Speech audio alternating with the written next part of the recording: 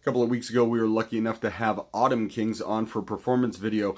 Now we get to sit down with lead guitarist Jake Diab and find out a little bit about the band's history and find out what it is that really drives these guys. Incredible dudes. These guys do it all on their own. I know you're going to enjoy this interview. If you do, do us a favor. Click on down below, hit that like button, give us a comment, and of course, hit subscribe if you want to keep hearing what we keep doing here. So, and also since you're down there, be sure to check out our sponsors. We could not do this if it was not for them. So please go down, check them out, say hello, and tell them you like what they're doing to help us out. That would help us out even more. All right, I'm babbling. Let's get to the interview. Jake's a great dude. You're going to love this one. So I find myself in the home of today's guest, Mr. Jake Diab from the Autumn Kings. What's going on, buddy? Not too much, man. Doing great. Good to see you again. Yeah, absolutely. Long lost friend. Yeah, absolutely. We've got, I forget how the timing of all of this is coming out. Oh, no, we've already put your video out, right? Yeah. So, yeah, the video went out last week. By the time this comes out as an interview, it will be a couple of weeks difference or whatever. I'm such a fan of you guys. Thank you. I was driving, I don't even know how long they've been closed, but I happened to be driving around in LaSalle on Malden Road yesterday. Yeah. And the old, I don't know what it's called or what it was called, but I remember it as the Michigan Tavern. Right. Has a sign up that is announcing a show with you guys. Your name is still etched on that board. Yeah, I think it's been 2 years. They've left the sign up there. And people always ask, are you playing at that restaurant? It's been 2 years. We've toured. We've done all these things. And the sign saying Autumn Kings live at the restaurant is still out there. And you live here in LaSalle, so you've got to pass that thing a couple of times. Oh, right? All the time. Is that how does that feel? I mean, I suppose it's cool. And you're on maybe the busiest or second busiest street in LaSalle, and everybody's seeing, I mean, hundreds, maybe thousands every day, seeing the band name, so it's not such a bad thing. Right. But we haven't moved on past the restaurant level, so it's just funny because it is like it's that double-edged sword. It's like, okay, you've got free advertising for 2 years. That's tough to pay for, right? It's free billboard, but it does make it look like you've been at that restaurant for a while. Yeah, that's funny. Yeah. Let me get started as we do with all of our guests. I want to know about your personal history. Tell me about the home you grew up in, your family, that kind of thing. Yeah, I grew up in LaSalle, Ontario. 2 great parents. Tough, but very, very kind. What does that mean? I suppose high expectations to do well and succeed. My father did very well in his field of work. What is his field of work? He works in the automotive industry, so totally different field. Yeah. Not as fun as music, but that's okay. Depends on who you ask, I guess. Right, and he always just told me one thing. He said, if you're going to do music, you got to do it big, and you got to think big. Okay. And I'm so grateful now, years later. I mean, earlier on, I thought, ooh, that's like a challenge. I mean, he's like, if you're going to do music, you should be shooting for stadiums, because why shoot for anything less and settle for anything less? Mm-hmm. And growing up, I'm like, ooh, this is a bit of a, I suppose, challenge, or it's something big to strive for. But he was doing it with such good intentions of just reach for the top, reach for the stars. And for him, in a totally different field, and music, something being foreign to him, having that kind of support, and my mom too, is something I'm really grateful for. And thankfully, all the other guys in the band have had parents that support it like that too. Your mom, does your mom work as well, or? She used to, yeah. Like she works, she flips houses sometimes. Oh, gotcha. Yeah, she stays home too. And but that's interesting because, and you had mentioned that as I came up. But how have you lived in the houses they've been flipping, or was that a thing they did outside of your home? Oh yeah, that's just a kind of side thing. Well, no, because I asked because I grew up in a family where my dad basically did the same thing, except we lived in all the houses we flipped. Now sometimes they didn't flip them in like a year process or whatever. Yeah. But like when we got a house, we got into it and just renovated it right from top to bottom. We did that 3 or 4 times throughout my life. Right. And so, but not for you. That wasn't. Not for me. You've had it a lot crazier. No, not necessarily. But that's so. But you grew up in a house. It's interesting to me that you grew up in a house where your examples were a father who told you to reach for the stars no matter what it was, and didn't even care that it was music that you were interested in. Right. Which is, I think, something very unusual for a lot of artists. Definitely. But then you also had your mom, who seems to have some very broad entrepreneurial skills. Right. So was that a thing you were just around, or was that a thing that they imposed on you? They never imposed it, and I actually just I guess, gravitated towards it naturally. I saw the work ethic that my dad has, and he was never like, you know, if you don't do this, I'm gonna split your throat or something stupid. But just seeing it, it was honestly inspiring. Okay. You know, and he started out picking tomatoes on a farm, skipping school when he was 12 years old to pick tomatoes on a farm. I mean, he grew up, you know, not high class by any means, you know, but started from picking tomatoes to, you know, climbing up in his field. I realized that, you know, I could do that in music. Music was the one thing I was exceptionally good at, and I knew, and I believed in myself without being arrogant or, you know, cocky or anything like that. But I believed from the time I was a teenager, I knew music was something that I could take, you know, to a high level. What was your first what's your first memory of exposure to music not at that level, but as a thing that was like important? Guitar Hero 3. I swear to God. Get out of here. I swear to God, man. So, you know, Christmas gatherings with the cousins, older cousins are playing Guitar Hero. I came in, I failed on easy mode. And I was embarrassed, but I loved the game. I fell in love, and I begged my parents. I think I was 11 years old. You gotta get me Guitar Hero. You gotta get it for me. I gotta be better. Not that I want to be better than my cousins, but I want to be able to compete. And I swear, AJ, once I got that game, man, 6 to 8 hours every day after school playing, pushing buttons for about a year, maybe a little less. I remember not Guitar Hero, but when Rock Band came out, because I was a drummer when I was a kid, and when Rock Band came out, I probably had my heaviest about 500 pounds, and I remember sitting behind that little plastic kid going, "Oh man, this is fun." Oh, it's fun, man. It's addicting. It's fun. And after about a year of playing that, I actually had the thought, what if I played a real instrument and a real guitar? And the transition wasn't as hard as I thought it would be. Okay. And you know, funny enough, I actually wanted to start off playing drums, play a real drum set. And my parents said, I'll get you a drum set, but you have to learn how to play guitar. That was the condition. Okay. Because maybe they thought there was some sort of intelligence attached to a guitar, you know, the discipline of learning to play guitar. I said, fine, I'll learn how to play guitar. As long as I get my drum set.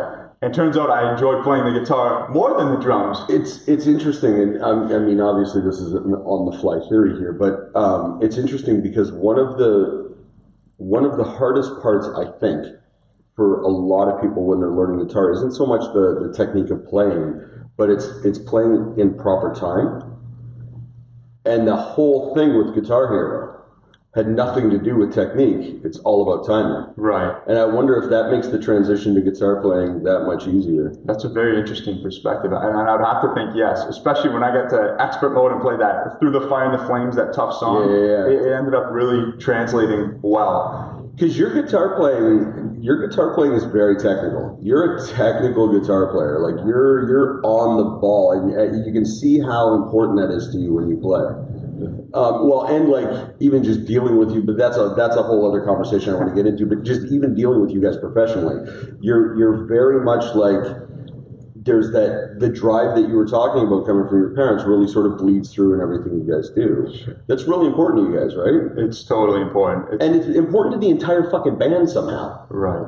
Talk to me about that. Well, go back. I'm sorry. I'm jumping the gun. I really am jumping the gun. Guitar Hero, you start picking up the guitar. How long does it take you to go from like, maybe I can play guitar to like, hey guys, you want to jam in my garage or whatever the process is? It probably took about a year and a half or 2 years. Okay. The good news is I love playing guitar so much. A friend actually told me a couple weeks ago, said, Jake, I always had faith in you because you would answer the doorbell with the guitar on you. I never even knew I did that. He said, that's how much you love to play guitar. It used to be video games. It used to be hockey. I had other, I guess, dreams when I was younger. I was going to ask you if you had any sports background. Yeah, I loved road hockey. Yeah. And we're Canadian, so road hockey was just in our blood. Okay. And I wanted to get to the NHL. I guess I realized it wasn't really possible. There are so many talented hockey players in this area. So many NHL players that you can't even name them all. Yeah. And I guess I just made the transition to music.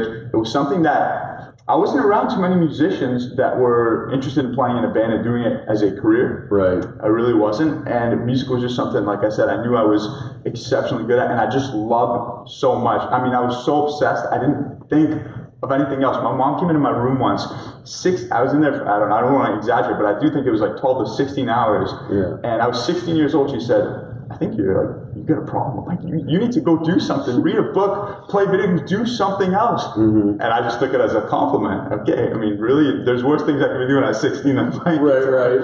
Yeah. And, in terms of the band and I guess was it the desire you were talking about? Yeah, it's sort of like how the drive of professionalism, like there's, and I get shit on, I've gotten shit on the podcast from other people when I've said this specific comment, and I'm going to say it again because whatever. Sure. Musicians, as a general rule, same kind of with comedians and all the entertainment people.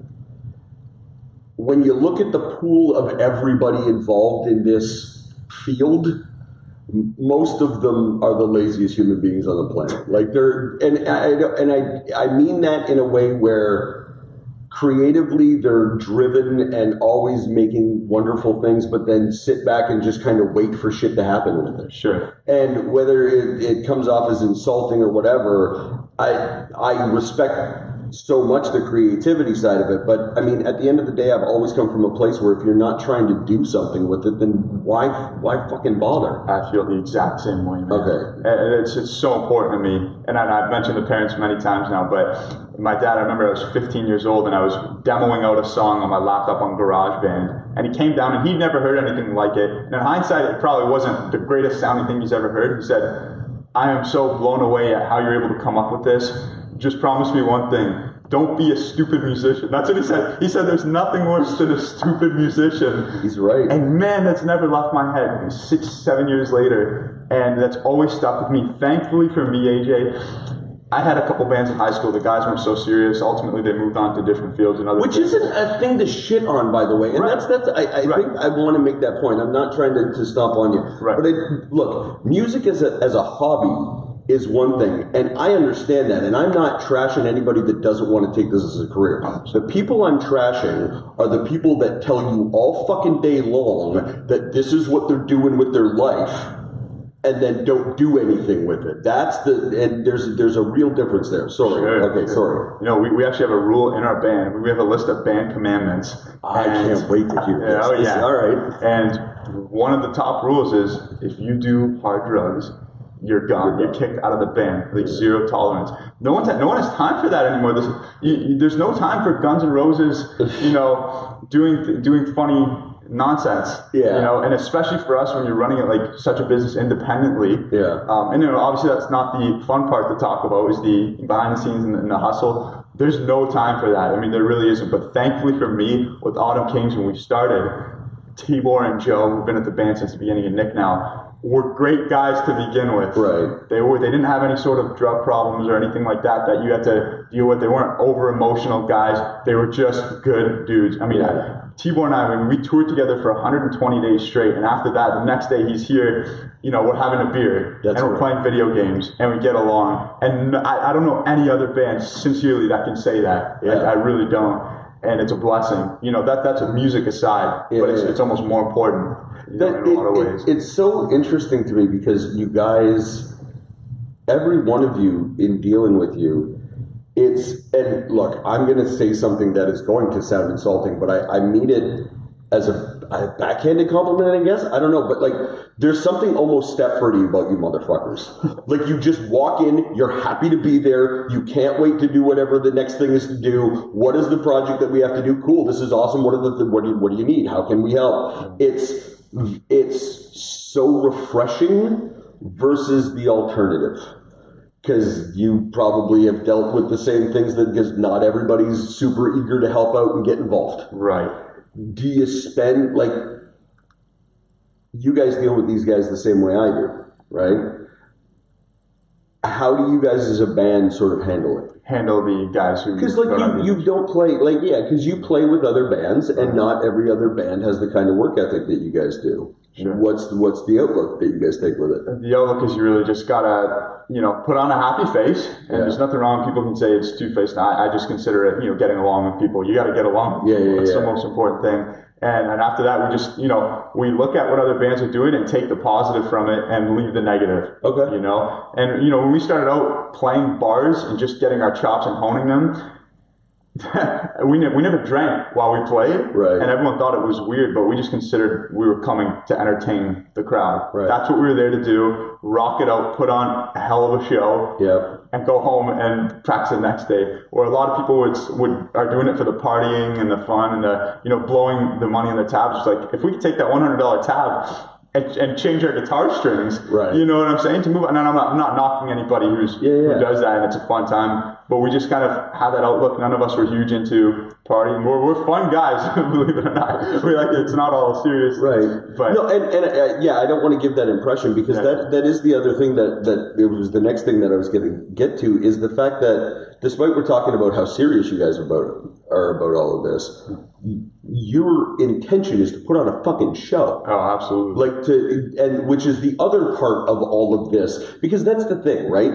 You when you work and deal with as many different artists and musicians and entertainers as you end up doing in this business, you see the variety of it, and there's room for all of it. You know, don't get me wrong. And even as I'm sitting and sort of like shitting on certain things, I'm not disparaging people's paths. You got to find out whatever. Yeah. But it's so refreshing to me to see somebody that has the drive to sort of take it to the highest level possible, but also sort of understands that entertainment portion of it, because it usually comes one or the other, right? Like it's usually you understand how to have a good time, or you understand how to make money. Totally, yeah, it's totally true. Right? And it really pulls through with you guys. Where does that part of it come from? The entertainer part of it. Tell me that your thoughts about your path to that side of it. Well, I appreciate that a lot, first of all, because it's something we've certainly worked towards. And sometimes in my mind, I'm thinking, this is such a juggling act between sitting there, disciplining yourself to hone in on every note musically and make sure it's perfect, and then flicking the switch and becoming an entertainer, where, you know, putting on the show is as important, if not more important, because when people come to see a show, you know, they can easily turn on the record and hear just the music, right? Everyone knows that. But we want to put on a show. We're a high energy rock band. I mean, if you ask to summarize the band, it's a high energy rock band at its core. And it's something we haven't, honestly, to be honest with you, haven't really had to try that hard. You know, when we do our shows, it just comes naturally. We love it. When we practice the same way.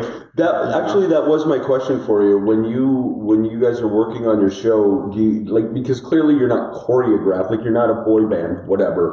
But when you rehearse, is the performance aspect part of the rehearsal? Oh, absolutely. Okay. You know, so let's say we're practicing for a festival. We'll do a couple rehearsals. Let's just make sure we sound tight. Yeah. Get that down. After that, it becomes, you know, it just all comes naturally. Let's strictly focus on performance, the movements, make sure we're high energy. But we're not telling each other, you need to step to the left and the right. Yeah. But definitely it's very critical when we're rehearsing. Yeah. Because, you know, anyone can say, I'll bump up the energy when I perform. We do believe you have to do that while you're rehearsing too. 100%. I absolutely believe that. We took when the Dirty River Band was kind of like going down that road. We aren't so much now, you know, but when we were going down that road, it was really important to me that when we played, I kind of like got like I'm the most active in the. Well, actually, Renee is, because she's wailing way back there. But I'm sort of the most like active on stage, and it was important to me to sort of like when we were in rehearsal, kind of like figure out. Like, I don't want to know exactly moment for moment what I'm doing. There's some things in my shows that are a little bit rehearsed or whatever, but like, I want to at least know what that feeling is to be there and like have some idea of like where I'm going with it. Because man, when you're out there and there's people to deal with, there's other shit in your head that you've got to think about. And if you don't already have the rest of that stuff kind of like sort of back there, you're gonna fall down. Definitely. I mean, the first show I ever saw was AC/DC when I was 12 years old. Oh, and yeah, that was a blessing to be able to see them. Yeah. It's like you smell, what's that smell? Sun? That's called marijuana. But you learn from Angus Young what it really means to entertain. Right. He was such a great guitar player, so for him to be able to do both was inspiring. Or all you have to do is go on YouTube and look up Rage Against the Machine, Bulls on Parade, 1990 something. Yeah. And to see that energy, it's just so moving and inspiring. So when we play, the goal is to have every person leave and not forget that night. Remember that night for the rest of their lives. Yeah. You know, we just did a festival a couple days ago. How was that, dude? Talk to me about it. It was huge. Arts, Beats, and Eats. thousands watching. Is this your biggest show so far? Probably one of the biggest. Okay. Yeah, because there are thousands. We played right before AWOL Nation, which they're so good. Sail and all those tunes. Yeah. And we had a fan come from France to see us play. I swear to God. That's awesome. 5 people came up to me after the show. There's a guy from France who came here to see you. And I guess he just moved to the States or something 8 days ago, but he heard of us from Facebook. He found us on Facebook. He's been listening for over a year, and he flew into the show to see us play. And I got to meet him after. He was a huge fan. Shout out to that guy. Yeah, Dom, you're the boy. Nice. So incredible, man. There's a huge reaction. Everybody was singing the words. The songs like the 8 songs on, the 8th and 9th tracks on a record. That's cool. Which is nice. So give me the trajectory of the band a little bit. When did everybody come together? Got together in about mid to late 2015. Okay. So just started in its infancy. Right. And, it's grown and folded into... It's not the first band for you, right? No, I had one other band when I was in high school. So this is second band? Yeah, second band, first serious band. Right. First serious band. Yeah, okay. Definitely. All right. And I guess, right when we got together, I said to the band, I said, guys, this isn't going to be some garage thing. Oh, yeah, let's just see where the wind blows. Let's see where it takes us. Yeah. No, we know where we want to go, right. And everyone was on board with that, and they felt, from the first rehearsal, everyone knew that this is the band they want to play in. I will never play in another band again. I say that confidently. Right. I will never play in another band again. This is the band, Autumn Kings. Right. And the other guys feel the same way, because this is all of our first serious band. Right. So yeah, I guess from that, when we started out, the songwriting process was totally different. Right. It was more so trial and error when we started out, because we didn't know. We were just used to jamming. Yeah. But we didn't know the songwriting game. What age are you guys at this point when you're first together, like in general? 17, 18, 19. All right. Okay. Yeah. So we didn't really have a clue about songwriting. We were all proficient enough in our instruments, but learning the songwriting game was interesting. We probably wrote upwards of 100 songs before the first record was out, and we only kept 11 of them. That's great. Because so many of them, we were tough on ourselves, and I think a lot of people have the whole package in terms of bands and artists, but they forget the songs, because that is the most important thing. Talk to me about your process of elimination. We usually, a lot of people say we stockpile ideas, and once we get to the studio, we'll see what works and what doesn't. We typically know very quickly, within the first 20 minutes of writing, we know if this is a song that's worth pursuing or not. Okay. So, when I say 100 ideas, we'll come in at the 100 ideas, but we'll sift through really quickly. Okay. Which ones to get rid of. Okay, so it's not like you're fully developing songs and then going like, nah, okay. Definitely not. Okay, you're just kind of playing with ideas. Yeah. How does the process work with you guys? Do you each individually bring pieces in, or is there one guy that typically, one guy that does the music, one guy that does the lyrics, that kind of thing? Yeah, typically I do. I present a lot in. I bring all the music, usually the bulk of the melody, and then I'll collaborate with Joe on the lyrics. Okay. Sometimes I'll be able to write all the lyrics, but a lot of times we collaborate together. Okay. Like If I Leave Today, one of our tracks, I brought the entire music bed with the guitar riffs, and we collaborated on the lyrics together. Gotcha. And then we bring it to the band, and they add their pieces. And they add their pieces onto it. Gotcha. But typically, how do you guys credit writing and stuff?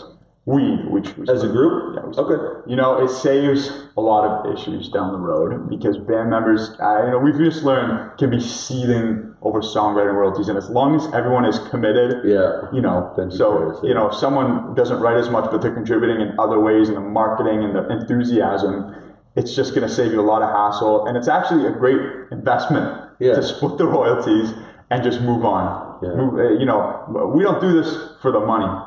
The money will come, but this is what it's about. Okay, so you guys get together, about a year's worth of writing a bunch of songs.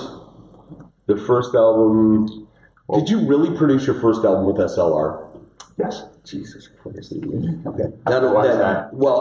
Look, there are a million different ways to go about this business. Mm-hmm. Right. There are a lot of really good recording studios in the city. There's only one that is at that kind of level, I think. Well, that's not true. There's some guys that are really high level, but Marty's a level onto his own. Marty's a pro, and that was one thing too. We did not want to do what most bands did, and what my band when we were in high school did, is put out a garbage quality CD. Right. It's just a waste of time. You just limit your potential. We worked our part-time jobs. We did so many acoustic gigs. That was my next question, because Marty is also not cheap. You know, we saved up our money, did our part-time jobs. We performed acoustic cover gigs and saved up all our money and just did it properly from the get-go. And these songs are still, you know, proving to pay back dividends, you know. How many albums do you guys have out? Is it just the one, or you got one coming? Oh yeah. So we put out an EP, then we put out a full-length album That's called what Silver it is. Screens. Okay. Yeah, which includes the songs from the EP, and we're working on new material right now. That's awesome. Do you have a potential date for the next one? Ooh, probably early 2019. It's not going to be. We're probably going to drop single by single by single. Gotcha. Keep that stream going. Okay, so sorry, I don't mean to stomp on this. It's funny because there's so many questions I have for you, because you guys do take the performance stuff seriously. You take the business side so seriously. You guys, like, when you're, a lot of bands, the work is, they'll tell you about the shows that they do. They'll tell you about all of the hours that they spend practicing. And then they're done. You guys just get started there. Right. Tell me about the rest of your days here. Oh, man. So we actually have different departments for the band. So I'll be in charge of developing new relationships with people, sending emails to agents, booking the gigs, just managing people. Doing interviews, exactly, with you. Man, great show. And Tibor's in charge of the marketing, the social media videos. He's probably creating a video right now, video content. He manages all the band's accounting and the finances, and Joe handles the website. So we all kind of divide up these tasks. There are so many more, and it changes week to week, you know, as new opportunities come up. But generally speaking, we kind of have our positions in the band besides actually being on stage. Right. At this point, I mean, we're doing the legwork. Management is now becoming interested in the band. We have a couple new songs in the pipeline that we've sent, you know, and companies in New York and LA are now interested in the band because we did that behind the scenes work that no one wants to do, and we've grown our numbers. 40,000 fans on Facebook independently and 1.4 million Spotify streams. Now people are interested. It's so important to me that we talk about that part of it, because I think, even going back to when I said so many musicians are lazy, I can even pull that back a little bit and say, for a lot of people, they don't know what to do or how to do it. Right.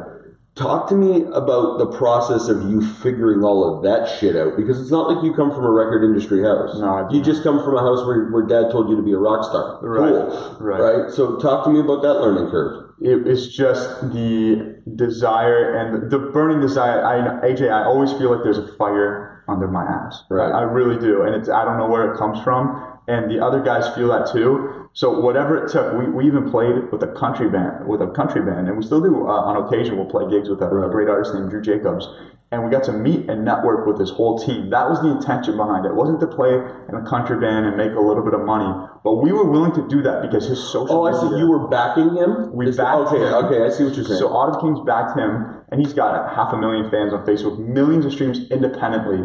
And I saw this, and I thought, this is incredible. 500,000 fans following this guy on Facebook. He's my age. No record label supporting him. That's more than almost all label artists have besides superstars. Right. And I wanted to know. I was dying to know, how the heck does he have this kind of following independently? Yeah. And I reached out to his team. They came here actually, and they heard the band play. They were blown away because we learned his entire catalog of songs. And this is the thing: the whole band was down to learn the country songs.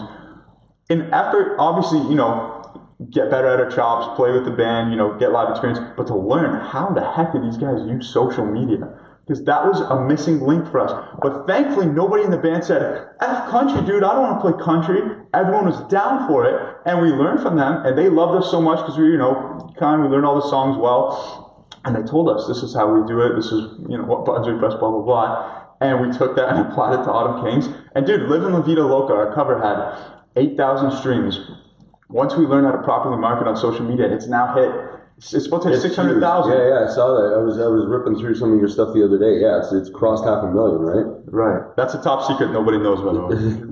That's incredible, man. Like, it really talks about the way to do any of this stuff is just keep your eyes open and keep your fucking head down and move forward. Keep your eyes. It could have been so easy if only one guy in the band said, dude, F country, man, I want to be in a rock band. We would not be as far as we are. We wouldn't even have management talking to us because they would look at our numbers and think, it's pathetic. Now they're able to see the numbers and the songs. It's amazing to me because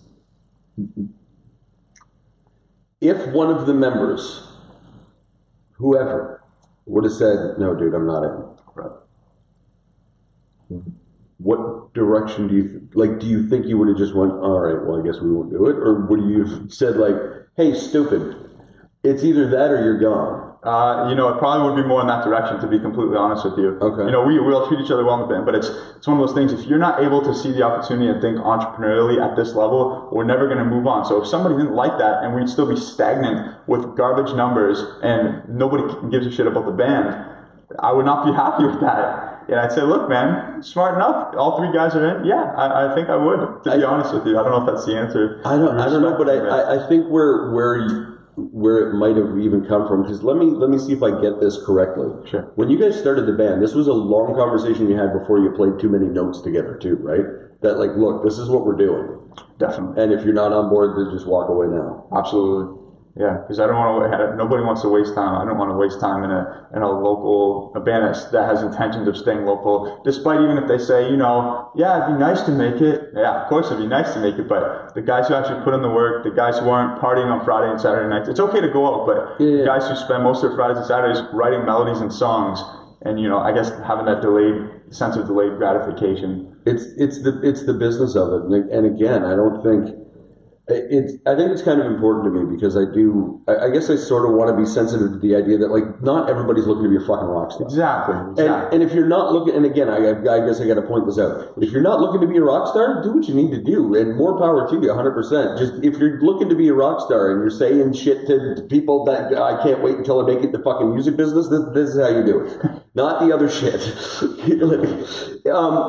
Talk to me about like the country guy. Sure. Gave you the social media concept. Yeah, I suppose we learned tips and tricks of how we did it. Okay, give me something simple that people can do that you think if more people just did this one thing, it would. I guess we're now officially a YouTube channel. Yeah, we're giving you a top 5. No, but like, I would create great video content. I would. I mean, we just put out a video for our song Aliens, and we worked with a company in Germany. Yeah. And we hired them on, and he did an excellent work creating the content. You've got to have the song's got to be great, and you've got to have a great video content. You need to have both, or else the engagement's just going to be substantially lower. If we're talking strictly in terms of online reaction, but at the end of the day, no matter what buttons you press, the content still has to be top notch and excellent. So the "Live in La Vida Loca" song took off once we learned how to properly use Facebook. That's because people hadn't heard a heavy rock cover of "Live in La Vida Loca" done the way we did it. Yeah. If it was some other cover and it wasn't done at SLR and it was done down the street, nothing would happen. I mean, regardless of what buttons to press, particularly. I'm actually amazed that was the answer that you gave, because I don't think. And please, I'm not disparaging the quality of your content. Sure. I don't think the quality of your content has anything to do with your success. Really? I don't think it has anything to do with your success. You guys could literally just steal a line from my favorite rock band movie of all time, Airheads. You guys could probably fart on a snare drum and it would eventually do incredible numbers. I think what really is the secret to what you guys are doing is the fact that you're so engaged. You respond to just about every comment that comes across any of your social media. You guys are pushing stuff constantly, always looking to and when you're in front of fans and people, you're not just sitting back. No, and yeah, that's another thing I wanted to add earlier. We each take shifts, every 2 days. It's your turn to answer comments. I mean, last night I was up till midnight, right. Answering comments.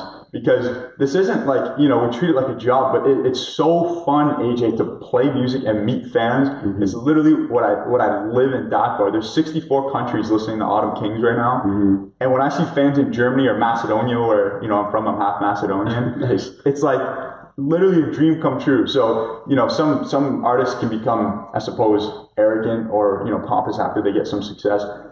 I swear once we hit the stadiums, it's not going to be like that because we love our freaking fans, man. We really do. And talking to each person, that's my definition of a party. Or being at a music video shoot, shooting a music video, doing those kinds of things, they don't feel like a job. It really does feel like a party. Like, that's my idea. I'd rather do that than go out downtown. How old are you? 21. Have you ever had a real fucking job? Define real.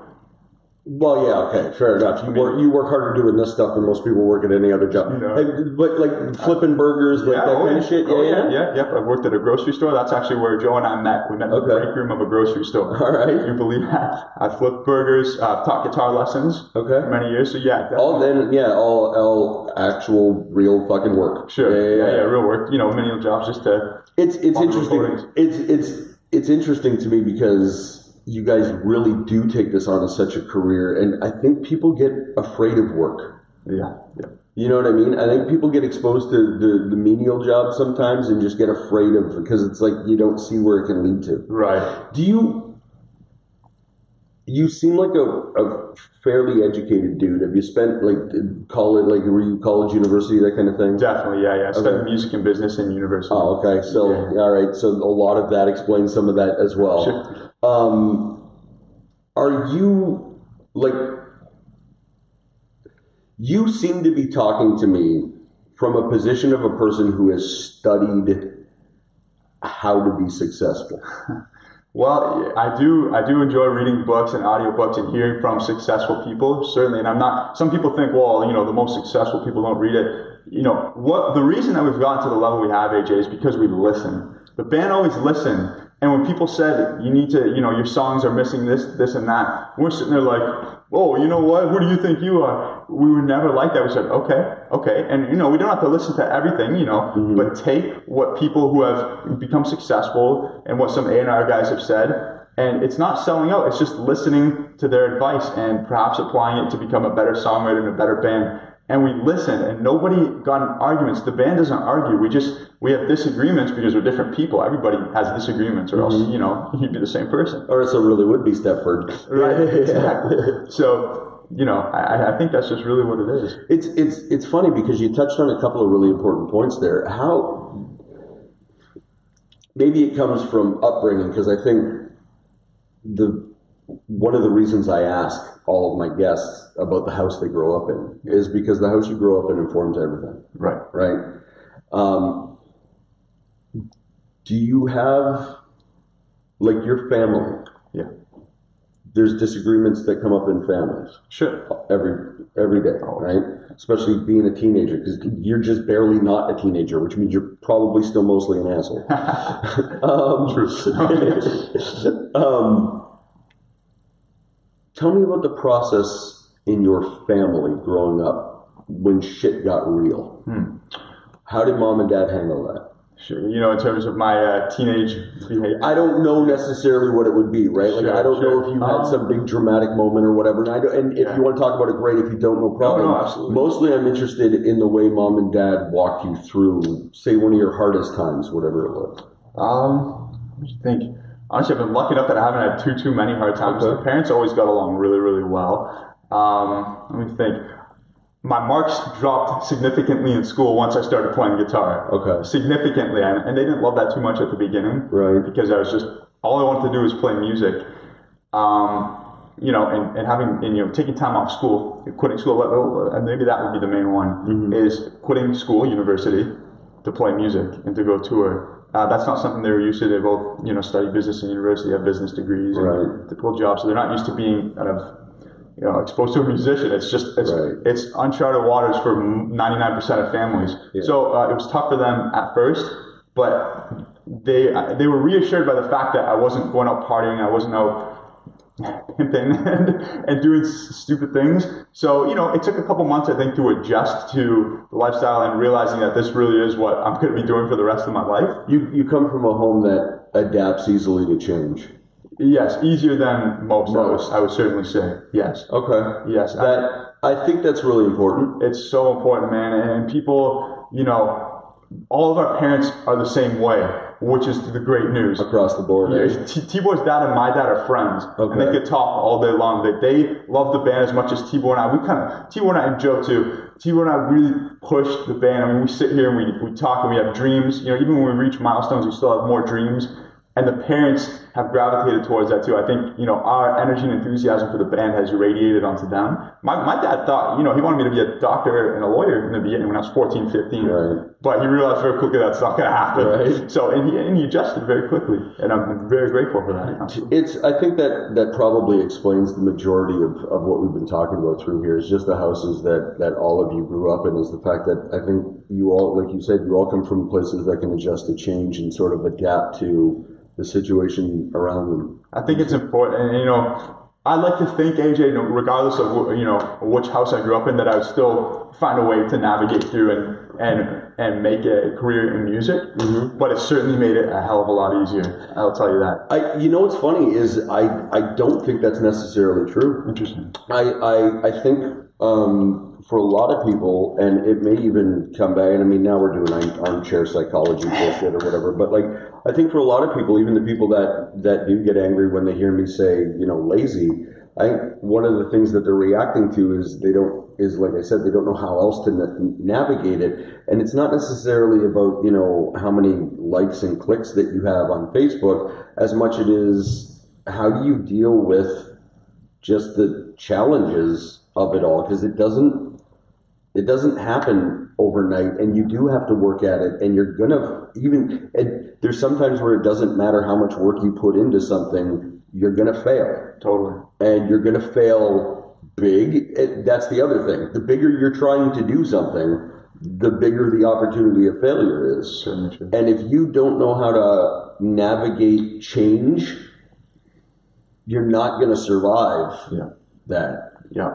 And some bands get so stuck in their ways, and they're playing music that sounds like it's from the 70s, let's say. Right. But they're trying to make it go commercial success. If you want to play 70s music, I think it's great. Mm-hmm. Just don't expect the same outcome as Imagine Dragons or something. You know what I mean? So it's just, you know. That's a weird thing that I don't know if it's music specific or if it's just like the expression, like the expression of human nature anyway. But people get into this weird spot where, like, if what they like isn't what's commercially viable, well, then everything that's commercial viable is just shit. Exactly. And, you know, if you listen to the radio, it's really not that bad. I mean, the reason millions of people listen to the songs is because they like them for something. And there's something to be said about understanding a song in one listen. Okay, I get it. I get what it's about. Rather than going, what the heck are they talking about? Right. You know, they're both great. And by the way, I didn't always think like that. When I was 13, I thought it was Metallica and Eminem or nothing. It's funny because you're bringing us down this road, and I wasn't sure how or to negotiate it, because when you and we were talking when you came in to do the performance video, and you dropped a name that I was shocked beyond belief that even came out of your mouth, but it makes sense knowing sort of your drive or whatever, and who this band is, because, and I'm coming from a guy who we've got this weird thing with Justin Bieber on the show. Okay. His name has been coming up repeatedly, like since episode 7, and I'm in a spot where I constantly am defending him.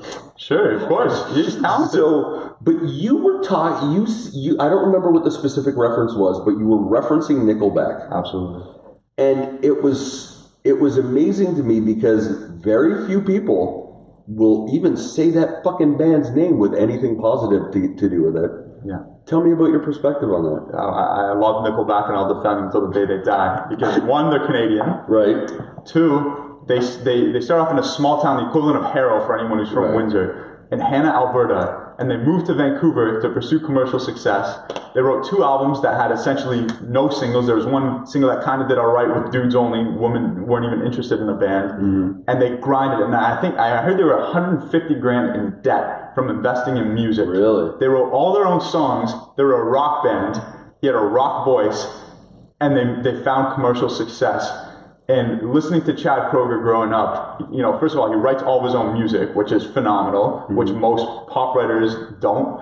you know, in a lot of many that's cases. a big deal too. He writes his own music. All the hits he's like by himself. And they, by the way, they didn't get big from a sex tape. They didn't get big from some sort of gimmick. They got big from their music. And it was at a time when that's how you did it. Right. Yeah. The only reason that band is big is because people like their music. Mm-hmm. If you think about that, how do you discredit a band like that? Well, you know. I think that's why all the artist types end up shitting on them, because it's kind of tough to deal with that a little bit. I think it's pathetic how people just hop on that bandwagon and talk about how they don't like Nickelback. I mean, the band has so many rock hits and pop hits, and regardless of the album sales or that whole thing, but just respect. There's one fucking Nickelback song that you can put on that you don't end up tapping your foot to, and maybe that irritates you, but you will. I mean, you take the song How You Remind Me, and the melody and the lyric.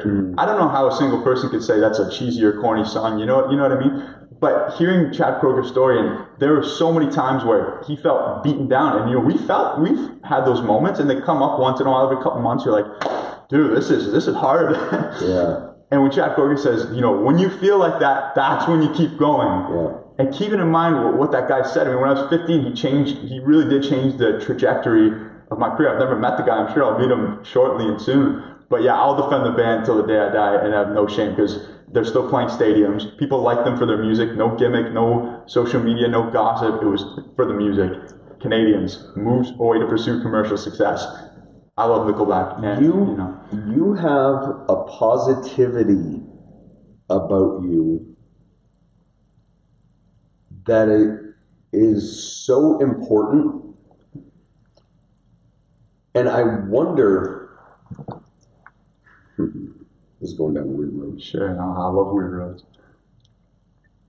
In the way you spoke, just what we're talking here, and let me say, I don't hear any ego in it, and I don't hear any like bravado. All I hear is just two people having a conversation. You said something in there that just naturally rolled out. You said, "I'm sure I'll meet him soon."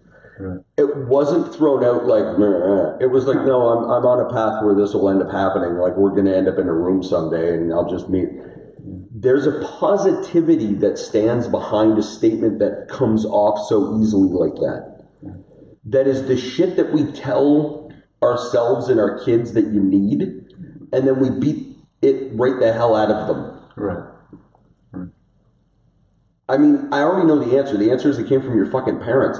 It's so fucking weird to see. And I had to are you aware of that?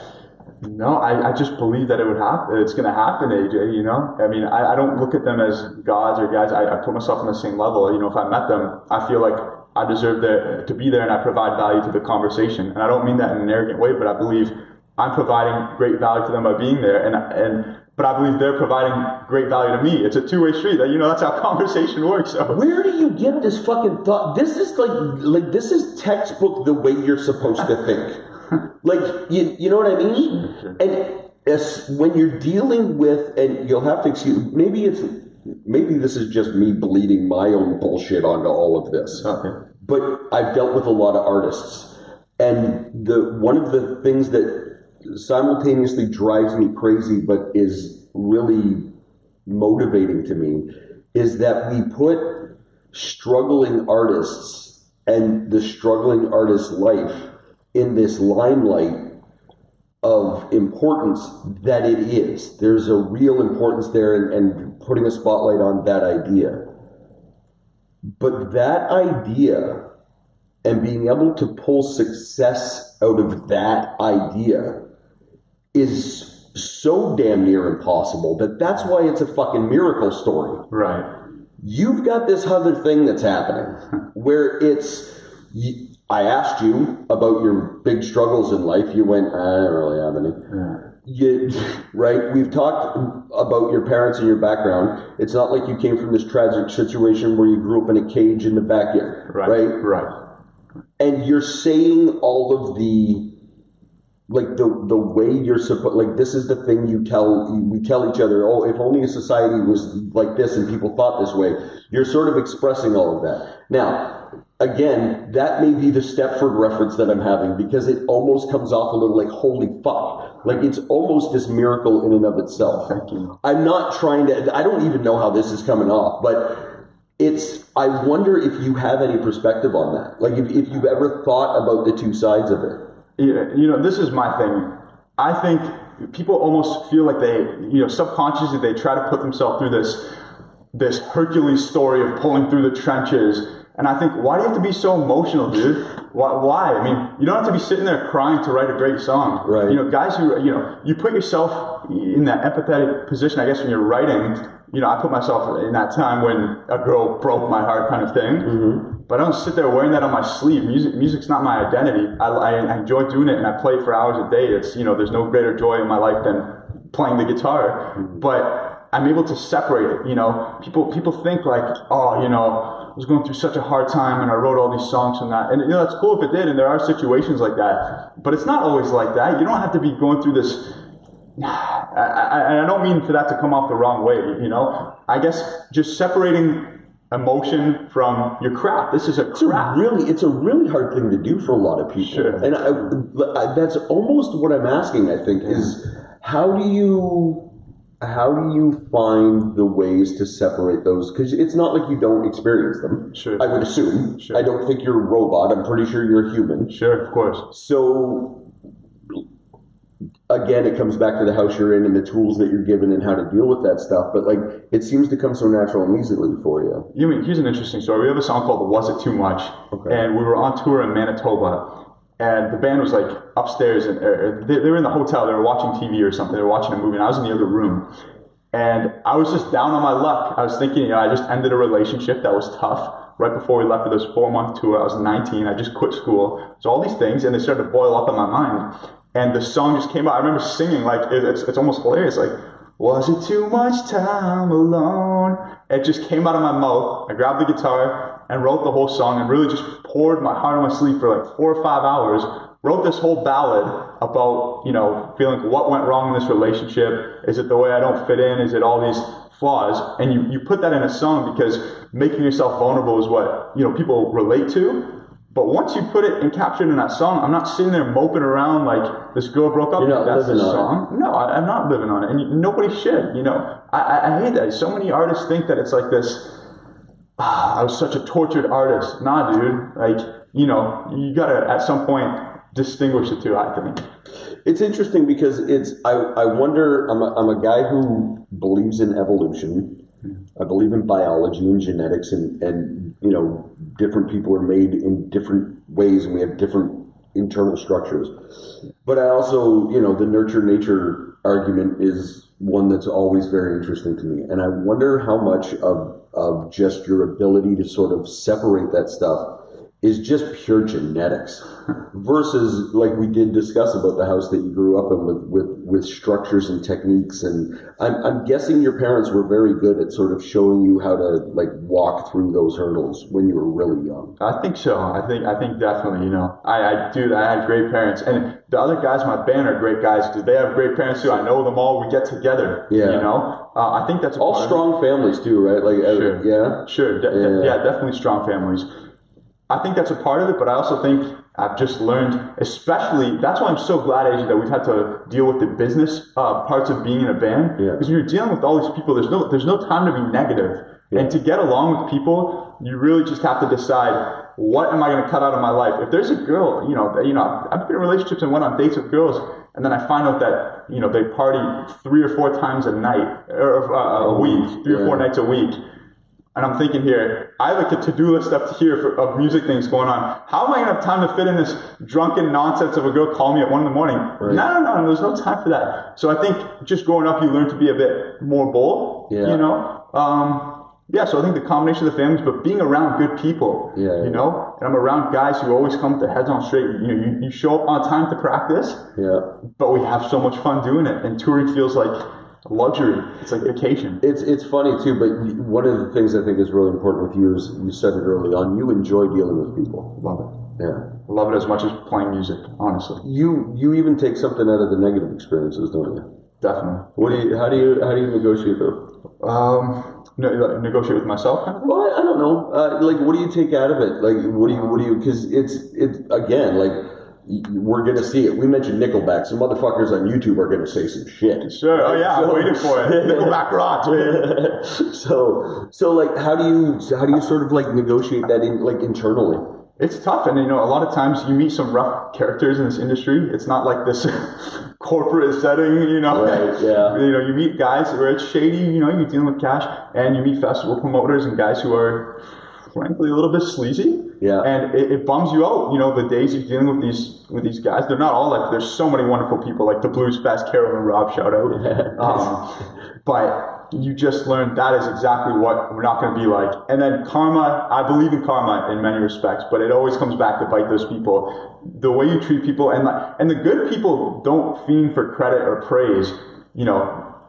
For me, like, hey, I'll give you an example. In our music videos, nobody argues about who gets camera time, as an example. Right. I don't care. I don't care if I'm on camera. All I care about is that the relationships internally and at the video shoot, that everyone got along great and the job was done and everyone was happy. That's seriously, right. Whether I'm on camera or not, who gives a shit? Because now I have, all these great relationships with the 50 people at the shoot. Right. I don't care who's on camera. Joe's the lead singer of the band. Typically the singer's the face. Yeah. He doesn't care if he's the face. He can take criticism. He's never like, dude, I'm the singer, F you. Yeah. So having all that, those vibes just being passed, back and forth between each other in the band helps contribute a lot to that positivity. That's awesome, man. Yeah. I think I can't see the time on here, but I can't imagine that we're at like 10 minutes.